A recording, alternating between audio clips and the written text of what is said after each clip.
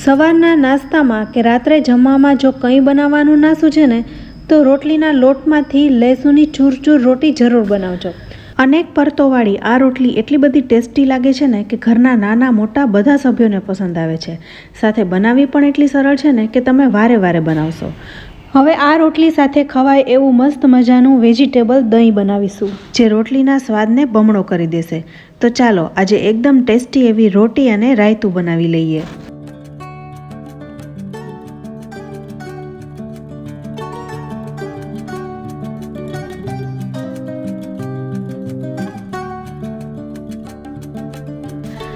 અહીં રોટી બનાવવા માટે 1 કપ ઘઉંનો લોટ લીધો છે. આટલા લોટમાંથી 4 રોટલી તૈયાર થશે. સાથે 2 ચમચી જેવું તેલનું મોણ ઉમેરી લોટને મિક્સ કરી લઈશું. હવે સ્વાદ પ્રમાણે મીઠું પણ ઉમેરી મિક્સ કરીશું. યુઝ્યુઅલી આપણે જ્યારે રોટલી બનાવીએ છીએ ત્યારે સોફ્ટ લોટ બાંધતા હોય છે, જેમાંથી રોટલી પોચી થાય. પણ અહીં આપણે મીડિયમ કઠણ લોટ બાંધવાનો છે. તો સૌ પહેલાં પાણી ઉમેરતા જઈ લોટને ભેગો કરીશું. અહીં આટલો લોટ બાંધવામાં 1/4 કપ કરતાં વધારે અને અડધો કપ કરતાં ઓછું પાણી જોયું છે. તો અહીં મીડિયમ કઠણ લોટ બંધાઈ ગયો છે, તો થોડું તેલ ઉમેરી લોટને કૂણવી લઈશું.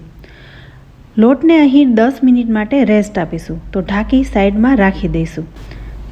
ત્યાં સુધીમાં આપણે એક મસ્ત મજાનું વેજીટેબલ દહીં બનાવી લઈએ. તો એક બાઉલમાં 2 ચમચા દહીં લઈશું. દહીં બહુ પાતળું હોય ને એવું યુઝ ના કરવું, થીક દહીં લેવું. કારણ કે આપણે અહીં જે વેજીટેબલ્સ ઉમેરીશું એમાંથી પણ પાણી છૂટશે, તો એટલા માટે થીક દહીંનો જ ઉપયોગ કરવો. હવે સૌ પ્રથમ દહીંમાં સ્વાદ પ્રમાણે મીઠું ઉમેરીશું. સાથે બારીક ચોપ કરેલા બધા વેજીટેબલ્સ પણ ઉમેરી દઈશું. તો સૌ પ્રથમ 2 ચમચી જેવી ચોપ કરેલી ડુંગળી ઉમેરીશું. ત્યારબાદ શિમલા મિર્ચ અને ગાજર. તો અહીં બધું 2 ચમચી જેવું મેં યુઝ કર્યું છે. અહીં તમે તમારી ચોઈસ મુજબ કોઈ પણ વેજીટેબલ ઉમેરી શકો છો. ટમેટા, ફ્લાવર, કાકડી, ઇવન કોબી પણ ઝીણી સમારીને ઉમેરી શકાય. હવે છેલ્લે 1 ઝીણું સમારેલું મરચું અને 5 ચમચી જેવા શેકેલા જીરાનો પાવડર ઉમેર્યો છે, જેથી એકદમ ટેસ્ટી લાગે. બધું મિક્સ કરી લેવાનું છે અને લાસ્ટમાં ઝીણી સમારેલી કોથમરીથી ગાર્નિશ કરીશું.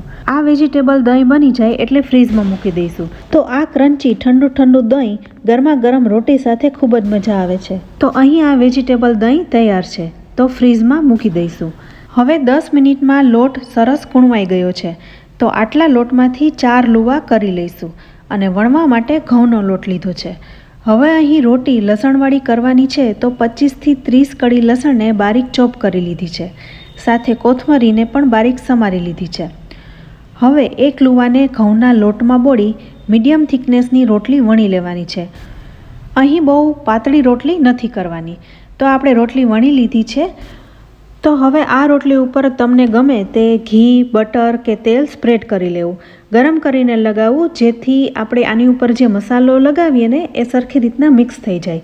અહીં હું ઘી લગાવી રહી છું, જેથી વધારે ટેસ્ટી બને. રોટલીની કિનારીઓ ઉપર અને વચ્ચે સરખી રીતે એપ્લાય કરવું. ત્યારબાદ હાથથી જ થોડીક હળદર, કાશ્મીરી લાલ મરચું, થોડુંક આમચૂર પાવડર અને ધાણા જીરું પાવડર સ્પ્રેડ કરી લઈશું. મીઠું આપણે ઓલરેડી ઉમેરી દીધું છે, એટલે મીઠું નથી ઉમેરવાનું.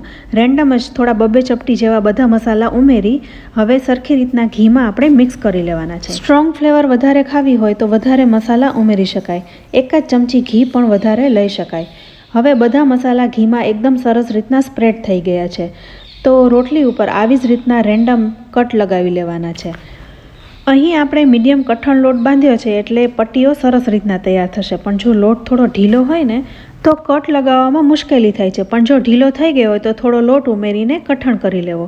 હવે બધી પટ્ટીઓ તૈયાર થઈ ગઈ છે, તો પટ્ટીઓને ભેગી કરી ગોળ ગોળ ફેરવી એક લુવો તૈયાર કરી લેવાનો છે. પટ્ટીઓનો જે એન્ડ પાર્ટ છે એને પણ લુવા નીચે દબાવી દેવો, જેથી વણતી વખતે પટ્ટીઓ ખુલી ન જાય. તો જુઓ, આવી રીતે લુવો તૈયાર થયો છે.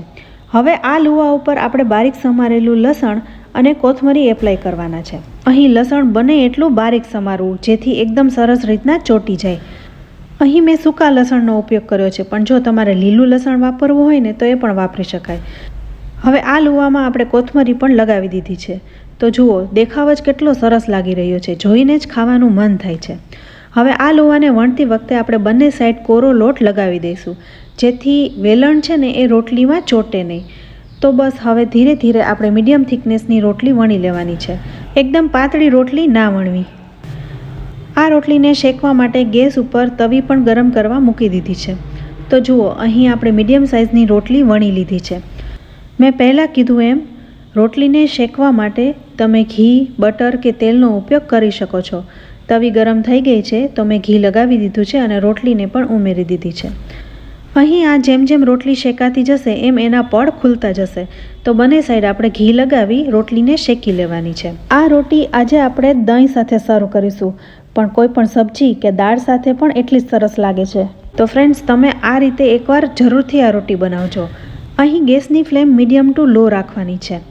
તો જેમ જેમ રોટલી શેકાતી જશે એમ એના પડ છૂટા પડતા જશે. ઉપર આપણે જે લસણ લગાવ્યું છે એ પણ કૂક થઈ જવું જોઈએ. તો અહીં આપણે રોટલીને ક્રિસ્પી થાય ત્યાં સુધી શેકી લઈશું. હવે કલર પણ ગોલ્ડન સરસ આવી ગયો છે. તો બંને બાજુથી રોટલી શેકાઈ ગઈ છે અને તમે જોઈ શકો છો બધા પડ ખુલી ગયા છે. તો હવે આ રોટીને એક ડીશમાં કાઢી લઈશું અને બાકીની રોટીને પણ આ જ રીતે આપણે તૈયાર કરી લઈશું. બીજી રોટીને પણ પહેલાંની રોટલીની જેમ તૈયાર કરી મીડિયમ ટુ લો ફ્લેમ ઉપર ઘી કે બટરમાં શેકી લેવી. ધીમે ધીમે શેકાતા રોટલીનો કલર એકદમ સરસ આવી જશે અને બધા પડ છૂટા પડી જશે. તો ફ્રેન્ડ્સ, તમને આજની આ રોટીની રેસીપી કેવી લાગી? રોટલીનો લોટ પડ્યો હોય ને તો પણ એમાંથી આ રોટલી ફટાફટ બનાવી શકાય છે અને સ્વાદિષ્ટ એવી લાગે છે ને કે ઘરના નાના મોટા બધા સભ્યોને ભાવશે. તો અહીં બધી રોટી તૈયાર થઈ ગઈ છે. તો જુઓ, રોટલીના પડ કેટલા સરસ ખુલી રહ્યા છે. બધા પડ છૂટા પડી ગયા છે. આ ક્રિસ્પી રોટી તમે મોઢામાં મૂકશો ને તો ઓગળી જાય એવી થઈ છે. તો આ ગરમા ગરમ રોટીને ઠંડા ઠંડા દહીં સાથે સર્વ કરીશું. તો ફ્રેન્ડ્સ, રેસીપી ગમી હોય ને તો વિડીયોને લાઇક અને શેર કરજો. સાથે અમારી ચેનલ કિચન સિરીઝને પણ જરૂરથી સબસ્ક્રાઈબ કરજો. બેલ આઇકન પર પ્રેસ કરજો જેથી આવનારી નવી રેસીપીના નોટિફિકેશન તમને જલ્દી મળે. સાથે અમારા ફેસબુક પેજને પણ ફોલો કરજો. તો ફરી મળીશું આવી જ એક ઉપયોગી રેસીપી સાથે. ત્યાં સુધી આવજો.